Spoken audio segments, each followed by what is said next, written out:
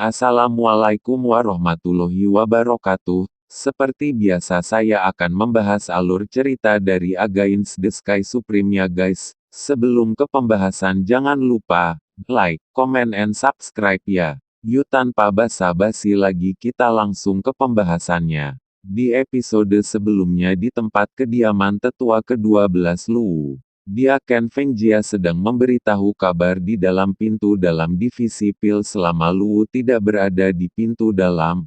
Mendengar kabar bahwa Tanyun masih hidup, Luwu sangat marah dan mengusir dia Ken Feng keluar. Namun setelah amarah Luwu sedikit mereda, Luwu menyuruh dia Ken Feng untuk kembali masuk dan melanjutkan ceritanya.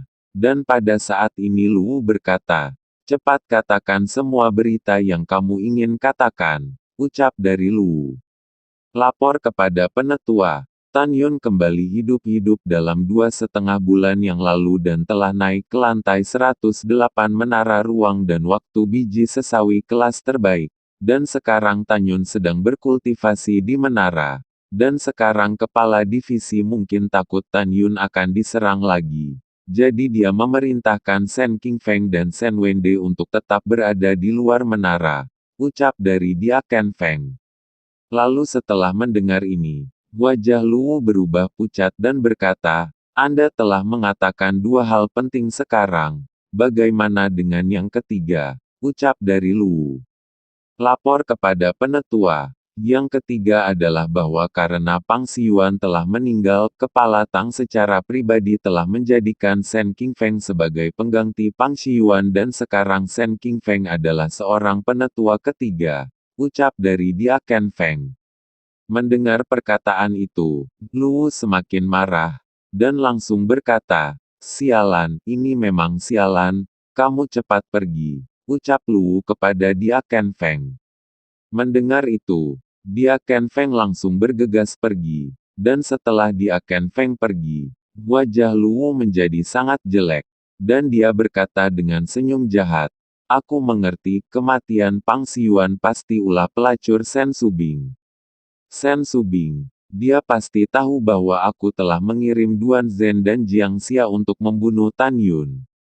Shen Subing bahkan jika kamu memiliki wewenang untuk hukumku. Tetapi kamu juga tahu ayahku adalah seorang penetua Xianmen dan guru ayahku adalah kepala gerbang sekte dalam, jadi, aku tidak percaya bahwa kamu akan berani menyentuh saya," ucap dari Luwu. Dan kini pada saat yang sama, di divisi artefak senjata pintu dalam, di Gunung Abadi Murong Xianshan. Kini di luar aula abadi Murong, seorang wanita cantik alami yang memiliki mata yang cerah dan gigi putih, kulitnya bersalju, dan wajah malaikatnya menunjukkan senyum sombong. Di depannya, ada seorang pria berusia 90 tahun yang mengenakan jubah seorang tetua dan Mai. Jika Shen Subing ada di sini, Shen Subing pasti akan mengenali bahwa lelaki tua itu adalah musuhnya sendiri, yaitu Sun Yangchun, kepala tertua dari Sekte Suci dan Mai. Dan gadis-gadis cantik itu yang bersama lelaki tua itu tidak lain adalah Gongsun Ruoxi. "Kakek, hanya dalam waktu 1 tahun, aku telah dipromosikan dari pengrajin tingkat suci menjadi pengrajin agung tingkat menengah," ucap dari Gongsun Ruoxi sambil berjalan ke arah Gongsun Yangchun. Gongsun Ruoxi memegang tangan Gongsun Yangchun dengan manja. Wajah keriput Gongsun Yangchun penuh dengan ketidaksenangan. "Ruoxi, jika kamu mendengarkan kata-kata kakek dan kamu masuk ke divisi pil alkemia, kamu mungkin sudah menjadi Great Alchemist tingkat tinggi. Kakek memberitahumu beberapa kali bahwa pertempuran antara 9 divisi di sekte kita Huangfu Shengzong tidak dapat diubah sekarang, dan itu akan sama di masa depan. Ruoxi, kembalilah ke divisi pil dengan kakek, dengan kualifikasimu. Bahkan jika kamu memulai dari awal, kakek percaya diri, bisa membimbingmu," ucap dari Gongsun Yangchun. Mendengar ini, Gongsun Ruoxi melepaskan lengan Gongsun Yangchun, mengerucutkan bibirnya dan berlutut di depan Gongsun Yangchun dan berkata, "Kakek, tolong jangan mempermalukan cucumu lagi. Guru telah memperlakukanku dengan sangat baik, dan cucumu ini tidak akan meninggalkannya. Selain itu, cucu perempuanmu ini tidak suka dengan alkimia, tetapi cucumu ini hanya suka dengan memurnikan senjata, ucap dari Gongsun Rouxi. Mendengar itu Gongsun Yangchun berkata dengan dingin, Rouxi, kamu sangatlah berbakat, jika kamu tetap berada di divisi senjata, cepat atau lambat nanti kamu akan bermusuhan dengan kakek. Apakah kamu ingin melakukan ini? Di dalam hatimu, apakah kakekmu yang lebih penting, atau divisi senjatamu? Ucap dari Gongsun Yangchun. Mendengar itu Gongsun Ruoxi menundukkan kepalanya, dan berkata, kakek, tentu saja kamu sangat penting. Cucumu berjanji bahwa dia tidak akan pernah melawanmu di masa depan. Meskipun kakek adalah musuh, jadi tolong berhenti mempermalukan cucumu, ucap dari Gongsun Rouxi. Aku sangat kesal. Gongsun Yangchun dengan marah menunjuk Gongsun Ruoxi. Kamu benar-benar keturunan yang tidak layak. Dan apakah kamu tahu bahwa semua para murid alkimia pintu dalam semuanya ada di bawah kendali kakek hari ini? Dengarkan kakek. Di antara para murid di divisi alkemia, hanya ada 2 alkemis hebat tingkat rendah, dan hanya memiliki 1 master hebat tingkat menengah di divisi pintu dalamku. Dan sebentar lagi akan ada kompetisi besar antara 3 sekte kuno, para murid jenius di divisi alkimia, pemurnian alat, pemurnian jimat, dan pemurnian formasi, akan memiliki kompetisi besar sebentar lagi. Aku percaya dengan level pemurnian senjata kamu saat ini, sangat mungkin kamu akan ikut mewakili divisi pemurnian senjata, dan kamu bisa unggul melawan jenius sekte kuno lainnya nanti. Tetapi apakah kamu tidak kasihan kepada kakek? Kamu akan membawa kesuksesan besar untuk divisi senjata, tetapi kamu tidak membantu mensukseskan divisi pil kakek. Apakah kamu tidak kasihan jika divisi pil kakek mengalami penurunan? Ucap dari Gongsun Yangchun. Setelah itu Gongsun Yangchun kembali berkata, cepat tinggalkan divisi pemurnian senjata, dan ikut bersama kakek. Ucap dari Gongsun Yangchun dengan tegas.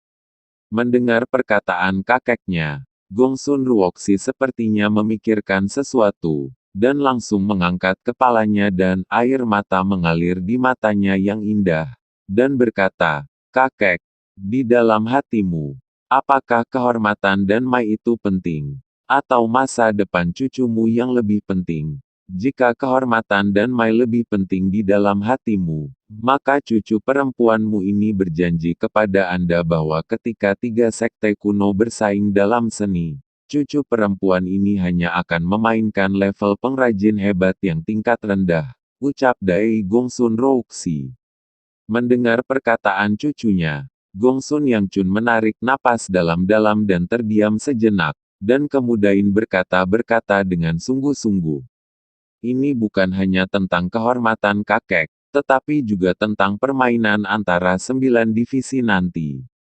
Tetapi karena kamu tidak ingin meninggalkan divisi artefak dan kakek tidak akan memaksamu, lakukan saja apa yang baru saja kamu katakan, asalkan kamu jangan biarkan siapapun tahu bahwa kamu adalah master tingkat menengah. Baiklah, itu saja. Kakek masih memiliki sesuatu untuk ditangani. Jadi kakek sudah pergi, ucap dari Gongsun Yangchun. Ketika Gongsun Yangchun pergi, air mata Gongsun Ruoxi menetes dan tiba-tiba berkata, kakek, tunggu sebentar, ucap dari Gongsun Ruoxi. Ada apa? Gongsun Yangchun berkata dengan tidak sabar. Apakah kamu hanya menganggapku cucu perempuanmu, hanya ketika kamu membutuhkanku? Ucap dari Gongsun Ruoxi berkata dengan sedih. Mendengar perkataan itu membuat Gongsun Yangchun sangat marah. Dan kemudian Gongsun Yangchun langsung membungkuk dan menamparkan wajah Gongsun Ruoxi. Kamu benar-benar mengatakan hal seperti itu. Jika kakek tidak menganggapmu sebagai cucuku, kakek tidak akan mengajakmu pergi ke divisi yang pimpin oleh kakek.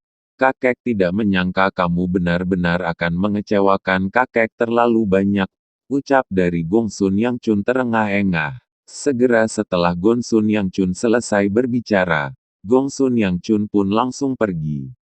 Setelah Gongsun Yang Chun pergi, Gongsun Ruoxi menangis, tampak bingung, merasa sangat bersalah, dan kemudian berkata, jika Anda benar-benar mencintai cucu perempuanmu ini, mengapa Anda tidak membiarkan cucumu ini berpartisipasi dalam kompetisi seni dengan sekuat tenaga, ucap dari Gongaun Ruoxi.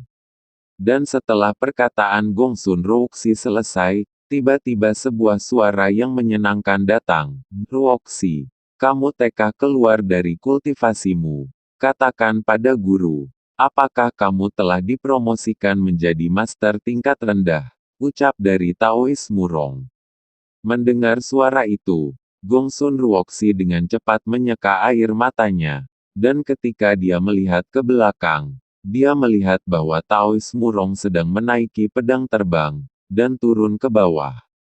Taois Murong mengenakan gaun merah muda, sosoknya yang tinggi dan menawan. Lalu Taois Murong memandang Gongsun Ruoxi, matanya yang jernih penuh dengan harapan. Guru, Gongsun Ruoxi tersenyum cerah, murid ini tidak mengecewakanmu, dan telah dipromosikan menjadi master pengrajin tingkat rendah. Ucap dari Gongsun Ruoxi. Oke, itu bagus. Ucap dari Taois Murong sangat gembira. Ditambah denganmu sekarang, divisi artefak kita sudah ada 4 orang master tingkat rendah. Ruoxi, sekte kita sangat jauh dari sekte abadi-abadi. Dan sebulan kemudian, kita akan pergi dengan para tetua dan murid jenius di sekte kita. Kita akan pergi ke sana bersama divisi Arai, divisi Pil, dan divisi Rune. Dan di periode ini, kamu harus istirahat dengan baik, ucap dari Taois Murong. Mendengar itu, Gongsun Ruoxi mengangguk dan berkata, murid ini patuh. Pada saat ini, Gongsun Ruoxi merasa sangat sedih. Dia merasa sangat kasihan pada gurunya. Ruoxi, aku akan memberitahumu sebuah kabar baik. Murong Tao memuji sambil tersenyum. Xiao telah menjadi guru dan mengajar di Menara Ruang Waktu, dan dia telah meningkatkan keterampilannya menjadi master kerajinan tingkat rendah. Xiao baru saja selesai berlatih, dan aku pergi dan berbicara dengannya lebih banyak dan mengajarinya beberapa pengalaman kerajinan, ucap dari Taois Murong. Lalu setelah itu, Taois Murong berkata lagi, oh ya, dalam 1 tahun terakhir ini, apakah 8 divisi lainnya memiliki murid jenius yang lahir, dan apakah ada murid di divisi Jimat Rune, atau di divisi Formasi Arai dan divisi Pil Alkemia yang telah menjadi seorang master hebat, ucap dari Taois Murong. Mendengar itu Gongsun Ruoxi berkata dengan jujur, lapor kepada master. Para murid di divisi Jimat dan Formasi tidak ada kabar yang jelas, tetapi ada berita luar biasa dari divisi Alkimia, ucap dari Gongsun Ruoxi. Apakah seseorang telah dipromosikan menjadi alkemis hebat tingkat menengah di divisi Pil, ucap dari Taois Murong mengerutkan kening dengan ringan. Bukan, itu tidak benar guru. Tetapi berita luar biasa itu adalah Tan Yun yang telah dikabar mati, kini telah dibangkitkan, dan Tan Yun telah memanjat menara sekali lagi dan telah naik ke lantai 108 menara ruang waktu biji sesawi berkualitas tinggi, ucap dari Gongsun Ruoxi. Apa? Tan Yun adalah tidak mati. Wajah Taois Murong berubah. Taois Murong secara alami tahu bahwa Xiao menyukai Tan Yun. Pada saat ada kabar kematian Tan Yun, Taois Murong tidak memberi tahu Xiao, karena Taois Murong takut, jika kabar kematian Tan Yun waktu itu akan menghambat latihan Xiao. Taois Murong sebenarnya mengharapkan Tan Yun mati, dan Taois Murong setelah mendengar Tan Yun masih hidup, dia sangat kecewa di dalam hatinya. Lalu setelah itu Taois Murong berkata, Ruoxi karena Tan Yun masih hidup, suatu hari pasti Xiao akan menemui Tan Yun. Dan sebenarnya aku tidak mengizinkannya. Tetapi karena cintanya Xiao kepada Tanyun, jika guru melarangnya pergi, dia pasti akan berontak. Oleh karena itu selama periode ini, kamu harus terus bersama Xiao kemanapun kamu pergi, ucap dari Taois Murong. Lalu pada saat yang sama kini di Gunung Abadi Xiao Zongwu. Di Gunung Abadi Xiao Zongwu yang setinggi 66.000 kaki, kaya akan energi spiritual, dan gunung abadi milik Xiao Zongwu sangatlah hijau. Kini di kediaman Xiao Zongwu, ada seorang pria yang bernama Cao Bin. Cao Bin adalah salah satu jenius dan sekarang telah menjadi master pengrajin tingkat rendah. Cao Bin berkata kepada Xiao, "Saudari Xiao, malam ini Cao ingin mengundangmu untuk mengagumi bunga dan melihat bulan. Bolehkah aku memintamu untuk pergi?" ucap dari Cao Bin.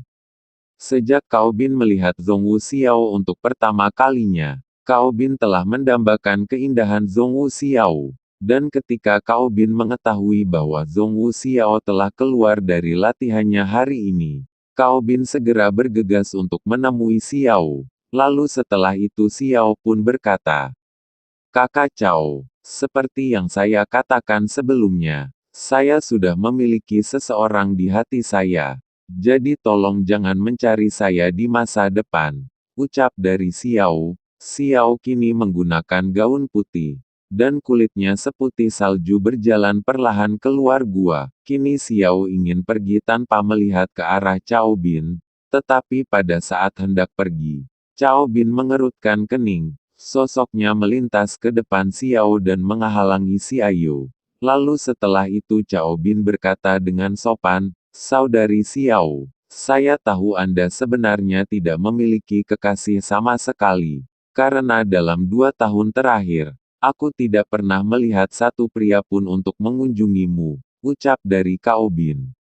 "Aku mengatakannya dengan benar, aku tidak peduli kamu percaya atau tidak, jadi tolong cepat menyingkir, aku akan menemui kekasihku sekarang juga," ucap dari Xiao dengan acuh tak acuh.